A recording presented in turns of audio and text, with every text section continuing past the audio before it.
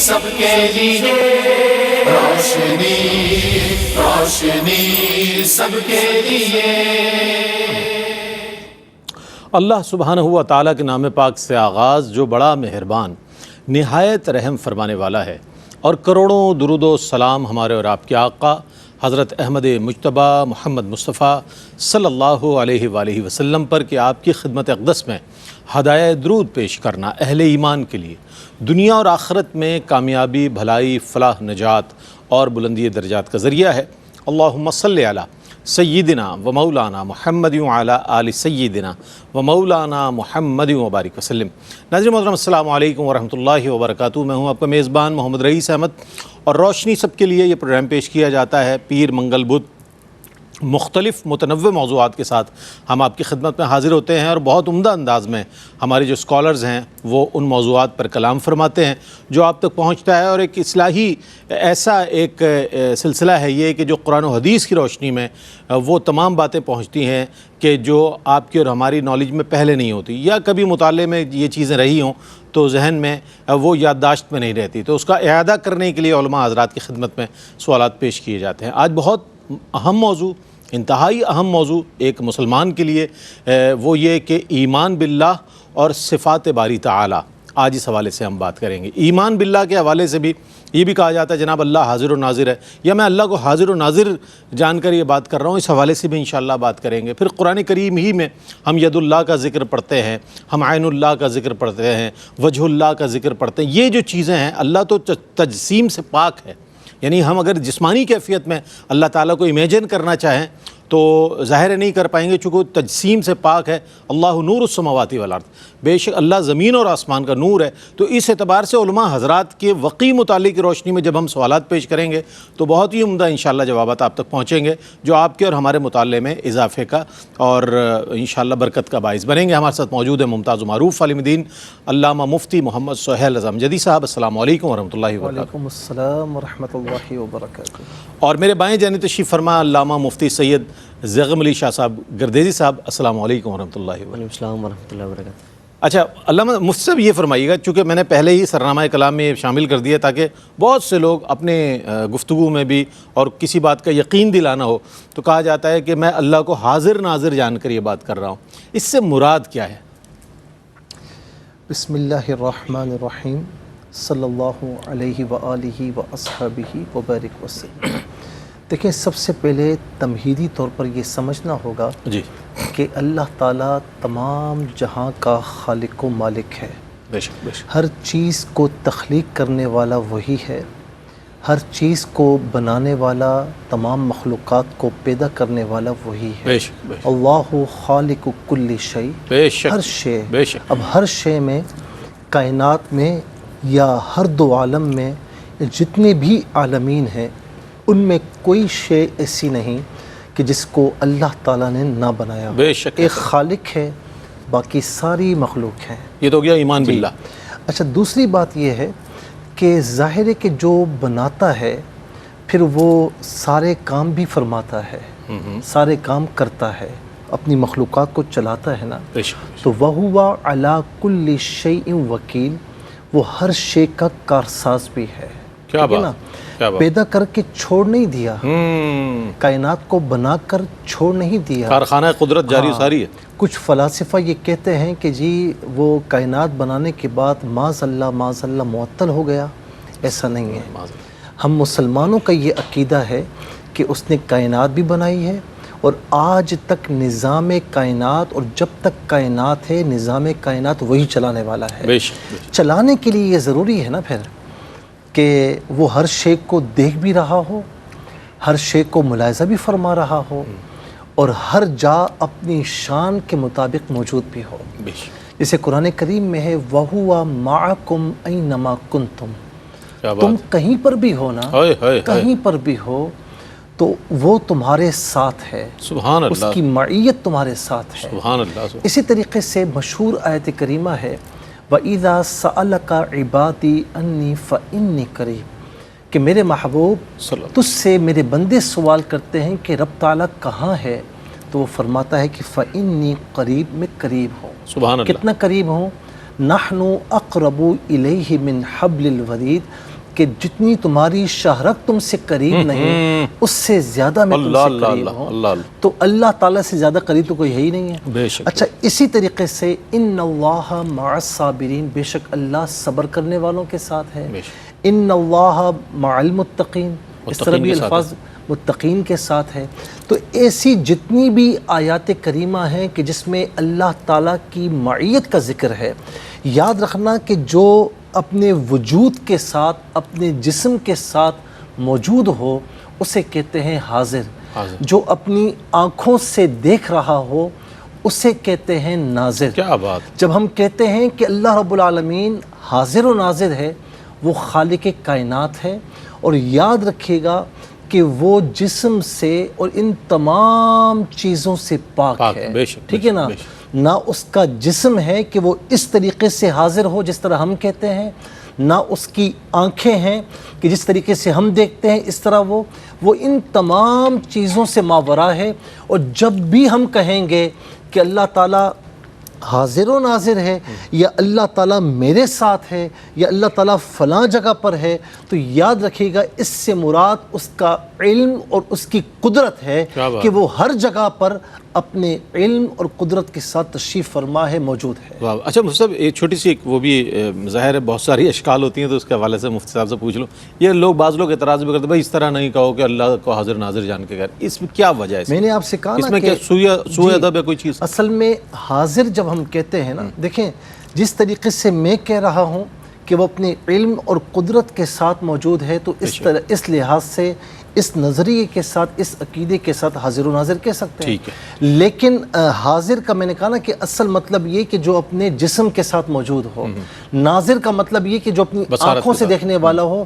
اللہ تعالیٰ ان تمام چیزوں سے ماورا ہے۔ تو آپ کا سوال وہیں پر آ گیا کہ جو ایک جسم کے عقیدے کے ساتھ یا آنکھوں کے عقیدے کے ساتھ، پھر تو بالکل غلط ہے، کہہ ہی نہیں سکتے۔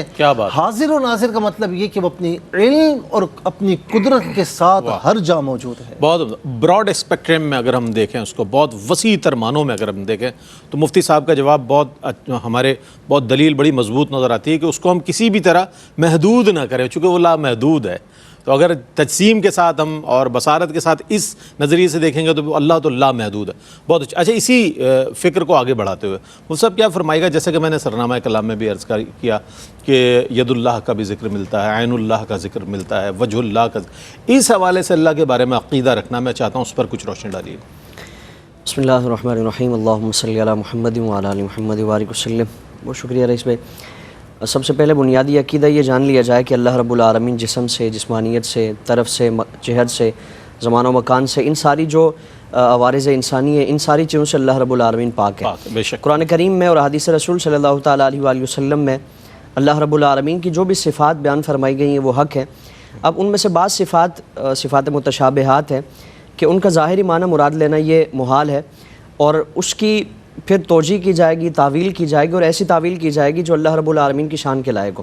جس طرح قرآن کریم میں کئی مقامات پر فرمایا گیا، جس طرح ید اللہ فوق ایدیہم، کہ اللہ رب العالمین کا ید ان کے ہاتھوں پر ہے، یا پھر شیطان سے متعلق فرمایا کہ قال ما منعک ان تسجد لما خلقت بیدی، کہ تجھے کس چیز نے روکا کہ تو میرے ہاتھ کے پیدا کیے ہوئے کو تو سجدہ نہ کرے، سجدے سے انکار کرے۔ تو اس طرح پھر عین اللہ کا تذکرہ فرمایا گیا، حدیث رسول صلی اللہ علیہ وسلم میں ساقن کا تذکرہ فرمایا گیا۔ ان الفاظ کی تعویل کی جائے گی، اور تعویل کر کے ایسے معنی اس سے مراد لیے جائیں گے جو اللہ رب العالمین کی شان کے لائق ہو۔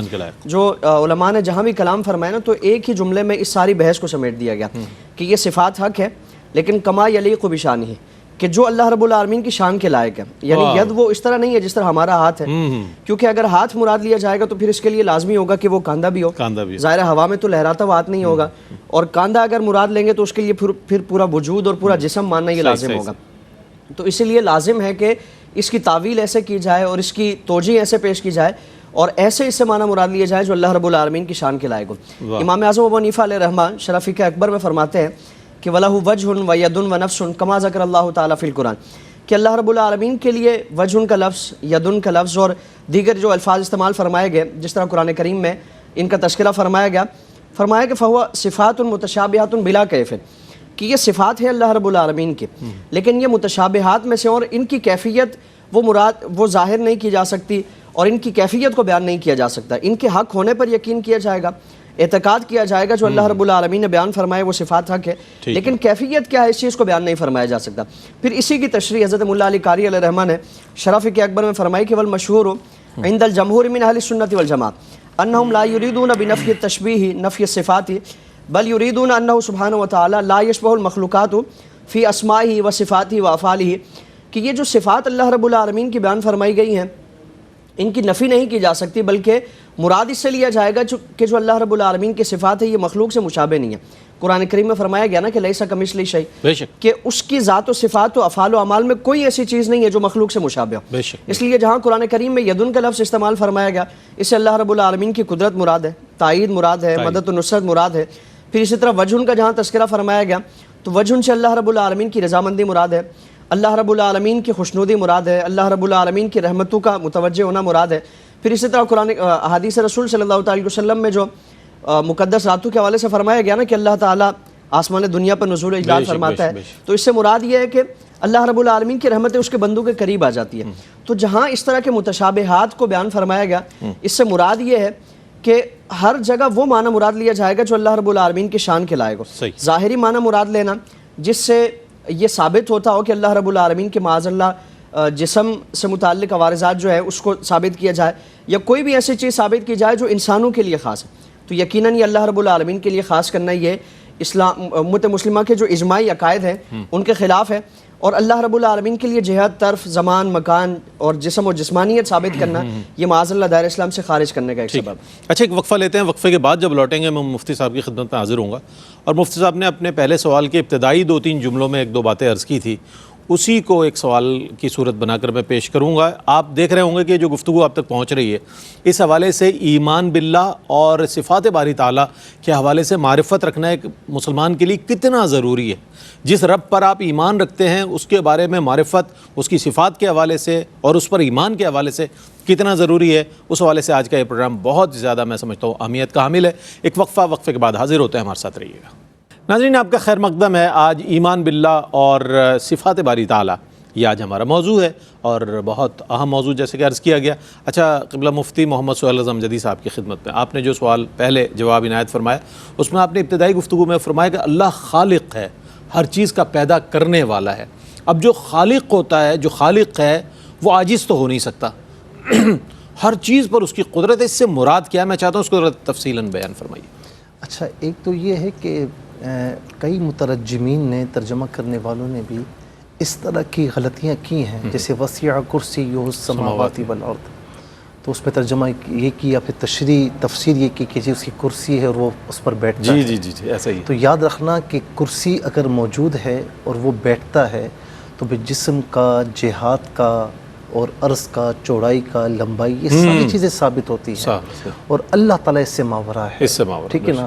تو وسیع کرسیہ السماوات والارض کے وسیع ہے اس کی کرسی زمین و آسمان, اس کی کرسی بھی اس کی شان کے لائق ہے, ہمیں اس کا علم نہیں, اس کو بھی ہم امیجن نہیں کر سکتے. ہاں, اسی طریقے سے قرآن کریم میں جہاں پر ایسی آیات کہ جن کا ترجمہ وَمَكَرُوا وَمَكَرَ اللَّهُ, انہوں نے مکر کیا, تو ترجمہ کرنے والوں نے یہ بھی لکھا کہ اللہ تعالیٰ نے مکر کیا. یہ صفات سلبیہ میں سے ہے. اعلیٰ حضرت نے تدبیر فرمایا. جی اللہ تدبیر فرماتا ہے. کنزُ ایمان شریف میں کتنی پیاری بات, جو ایمان شان الوہیت کو سمجھنا اسے کہتے ہیں کہ انہوں نے تو مکر کیا, وہ عیب سے متصف ہوئے, لیکن میرے رب نے مکر نہیں فرمایا, وہ مکر نہیں فرما سکتا, اس نے خفیہ تدبیر فرمائی.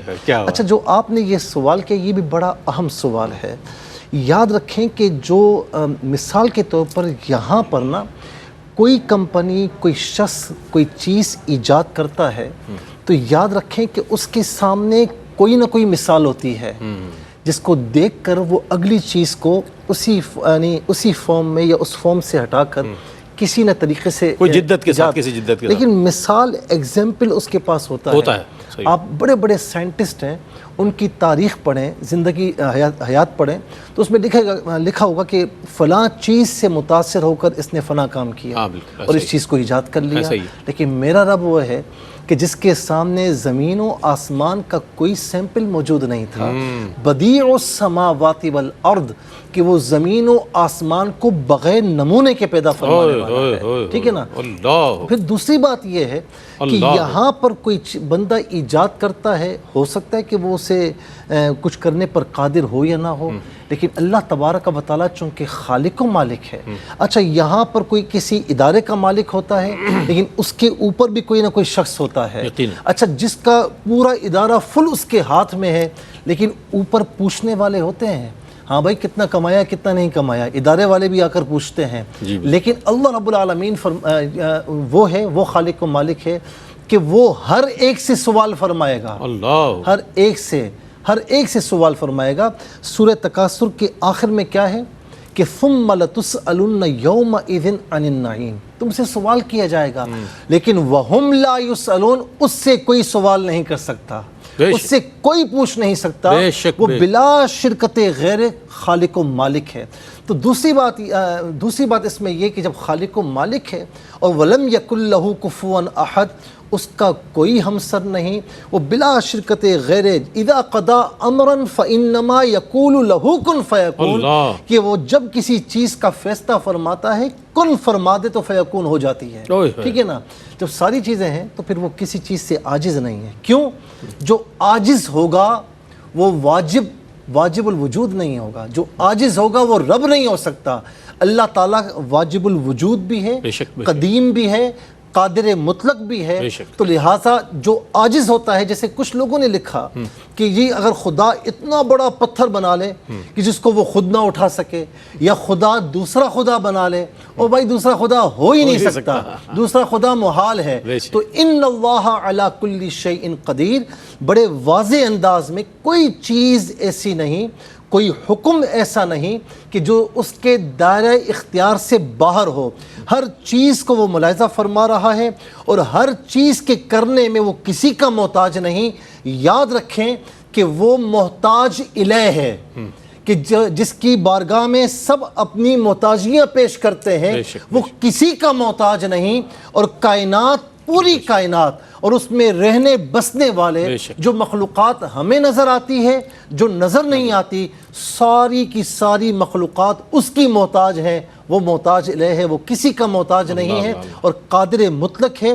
ذرہ برابر بھی کسی چیز میں وہ عاجز نہیں. میں نے کہا نا کہ جو عاجز ہو وہ رب ہو نہیں سکتا. مثال کے طور پر ابراہیم علیہ السلام نے وہ جو ایک بڑے سارے بت مارے تھے، ان کو اوندھے منہ گرایا تھا، تو ایک بڑے کے جو ہے وہ کاندھے پر کلہاڑا رکھ دیا.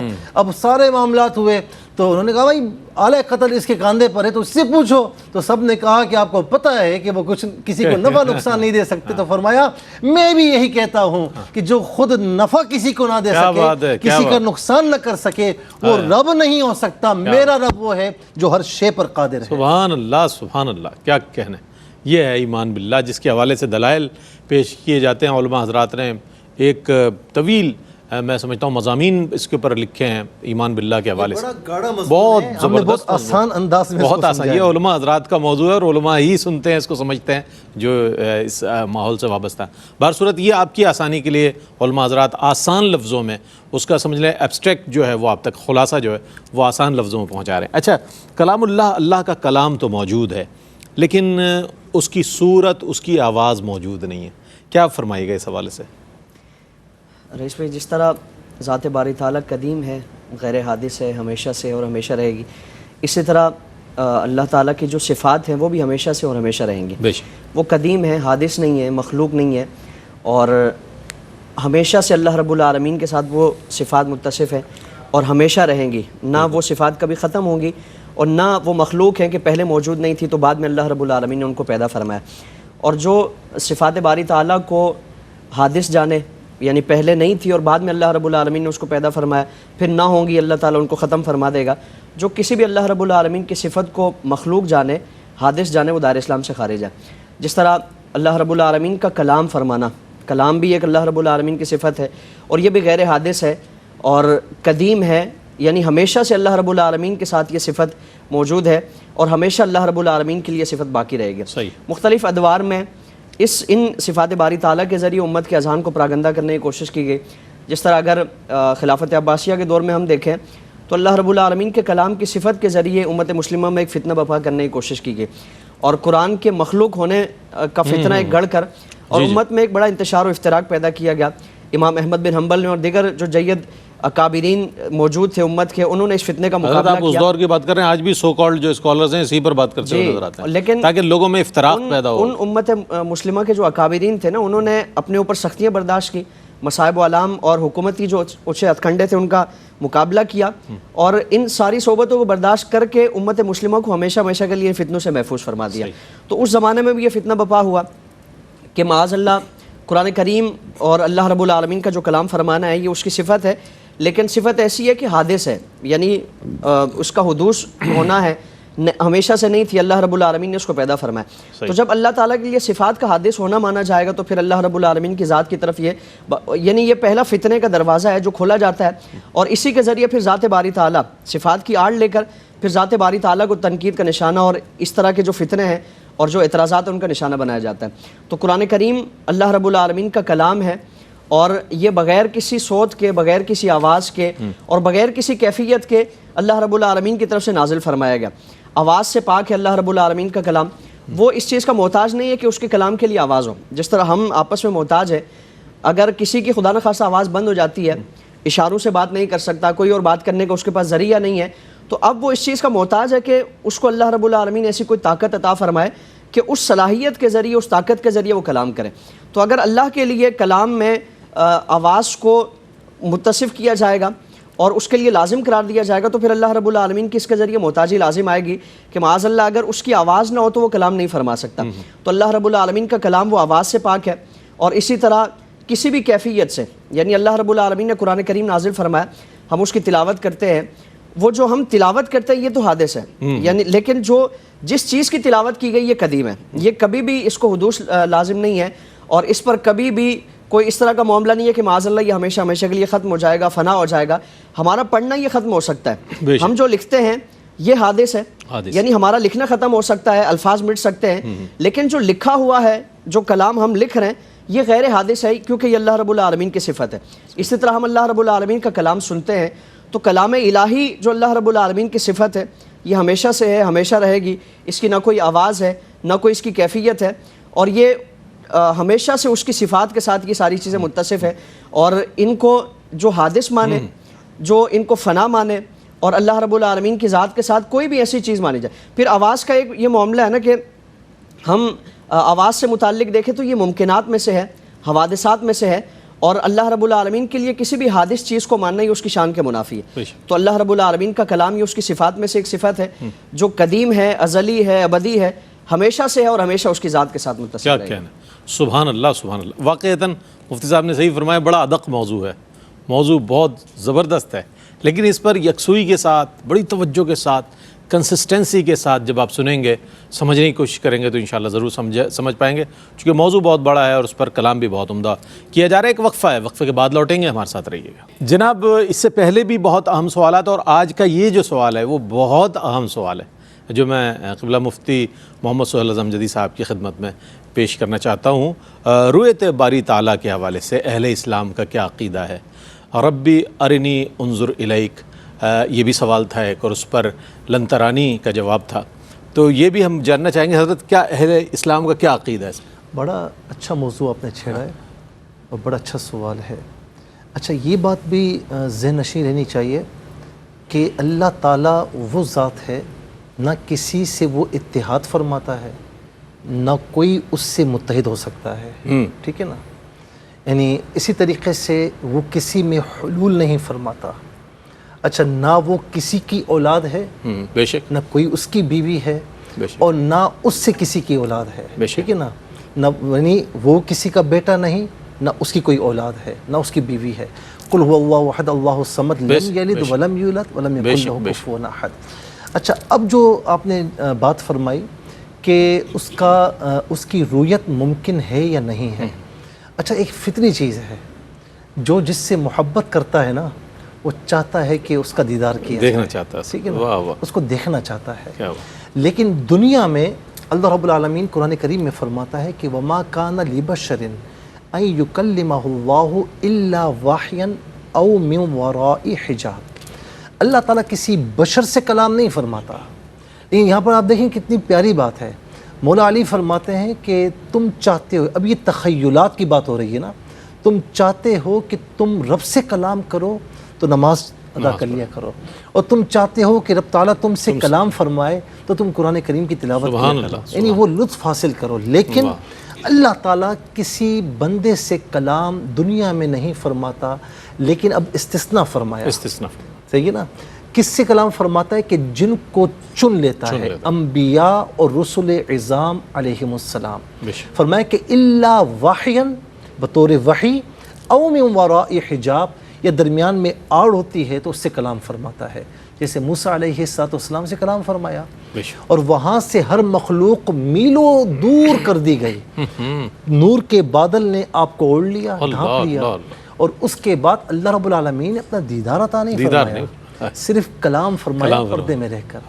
اس کلام کا اتنا لطف آیا. اور میں یہاں پر یہ روایت بھی عرض کروں گا کہ صرف کلام سنانا، تو آپ کے بارے میں یہ روایت موجود ہے کہ آپ کی سماعت اتنی تیز ہو گئی کہ میلوں دور اگر کوئی چونٹی چکنے پتھر پر چل رہی ہوتی تھی تو اس کی آواز موسیٰ علیہ السلام کو اچھا لطف اتنا آیا کیونکہ یہ بلا کیف یہ کلام تھا، بلا صوت یہ کلام تھا جو اس کی شان کے مطابق ہے. تو ربی ارنی انظر الیک، تو موسیٰ علیہ السلام نے یہی خیال فرمایا کہ جس کے کلام میں اتنا مزہ ہے اس کی دیدار کا عالم کیا ہوگا. اے میرے رب میں تجھے دیکھنا چاہتا ہوں. تو قال لن ترانی، تو ہرگز مجھے دیکھ نہیں سکتا.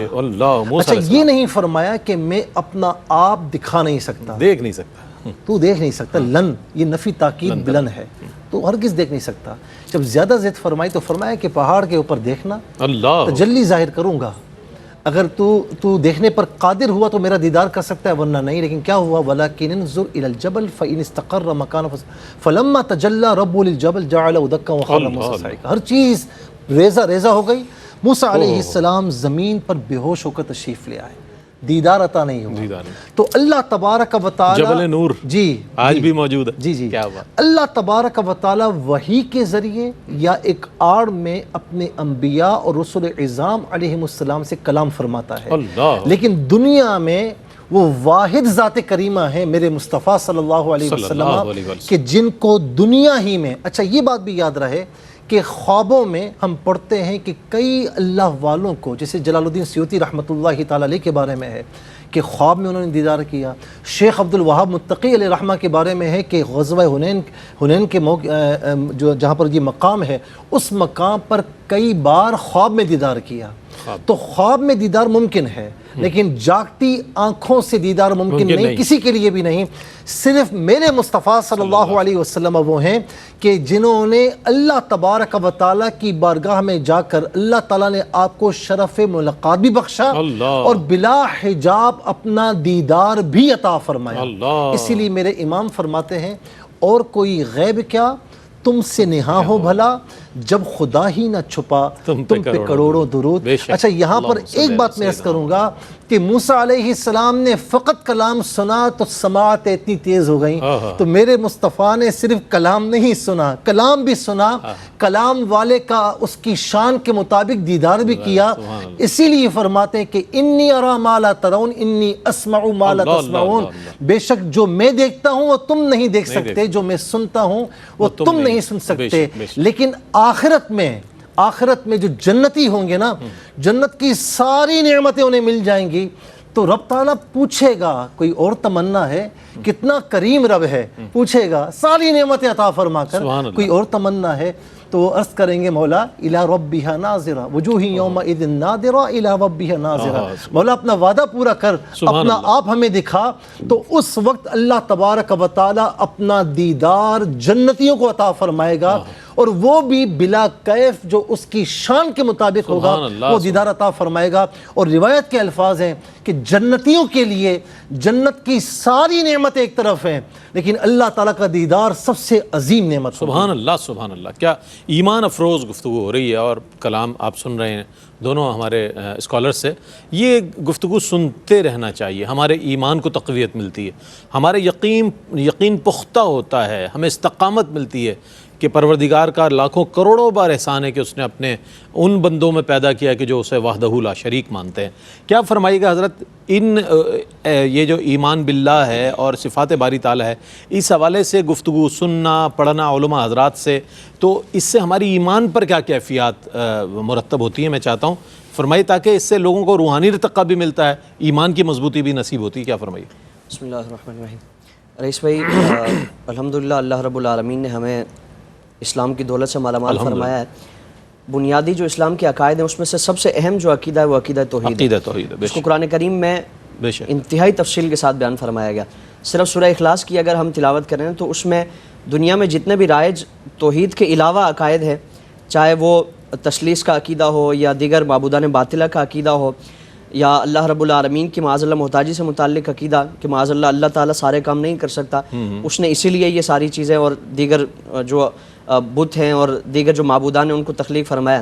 تو اس طرح کے جتنے بھی توہمات اور باطل قسم کے جو عقائد و نظریات تھے قرآن کریم میں تفصیل کے ساتھ ان کا رد فرمایا گیا۔ صحیح۔ تو تاکید یہ فرمائی گئی کہ اس کے مطابق اگر عقیدہ توحید کو اپنائیں گے، چونکہ بنیادی اور پہلا اہم عقیدہ ہے، تو اس کے بعد پھر باقی عقائد اور باقی جو اعمال ہیں ان کی بنیاد بھی اسی پر ہے۔ اگر یہی عقیدہ بوسیدہ ہے، کمزور ہے، اسی عقیدے میں کوئی ایسی خرابی اور بگاڑ پائی جاتی ہے جو قرآن حدیث کے منافی ہے، تو یقیناً وہ سارے عقائد اور اس کے بعد دیگر جو اعمال ہیں وہ اللہ رب العالمین کی بارگاہ میں مقبول نہیں ہیں۔ پھر ہمارے عمل پر یہ عقائد و نظریات انتہائی اثر کرتے ہیں، کیونکہ اگر عقیدہ درست ہوگا، عقیدہ قرآن و سنت کے مطابق ہوگا تو عمل بھی اللہ کی بارگاہ میں مقبول ہے۔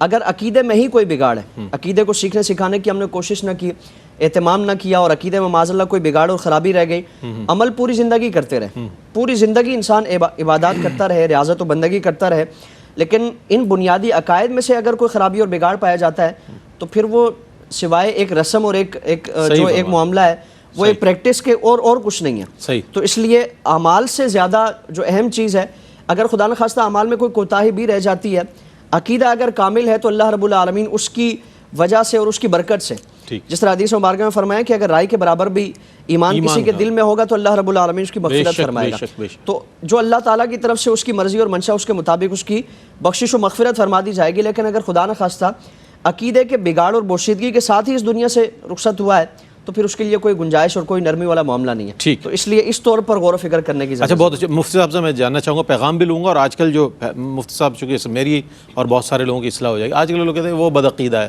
فلاں بدعقیدہ ہے، فلاں ایمان باللہ پر ایک شخص یقین رکھتا ہے، ایمان بالرسول پر یقین رکھتا ہے اور تمام ان فرائض دین پر اور تمام چیزوں پر یقین رکھتا ہے، ایسے کسی شخص کو بدعقیدہ کہہ دینا سر عام، کیا فرمائیے گا اس حوالے سے؟ کیا احتیاط ضروری ہے؟ جو ایمان باللہ اور ایمان بالرسول سے متصف ہو، اب اس میں پھر سارے تقاضے بھی شامل ہیں، صحابہ کرام اور پھر اولیاء کاملین، ائمہ اہل بیت اطہار، یہ تمام چیزیں شامل ہیں، ہر چیز پر یقین رکھتا ہے، تو کوئی دشمنی کی بنا پر اس سے بدعقیدہ کہے تو پھر حضور نبی کریم علیہ السلام کی اس حدیث کی طرف نظر کیجئے کہ جو کسی پر ایک تو تہمت لگاتا ہے نا، تو وہ مرنے سے پہلے اس میں ضرور شامل ہو جاتا ہے، اس پر بھی تہمت لگائی جائے۔ اور دوسرا کسی کی طرف کفر کی نسبت کرنا، اگر وہ خدا نہ خواستہ آپ نے کیا اور وہ مسلمان ہے تو وہ کفر لوٹ کے آپ کی طرف آئے گا، اس بات کو ذرا بڑی نازک بات ہے۔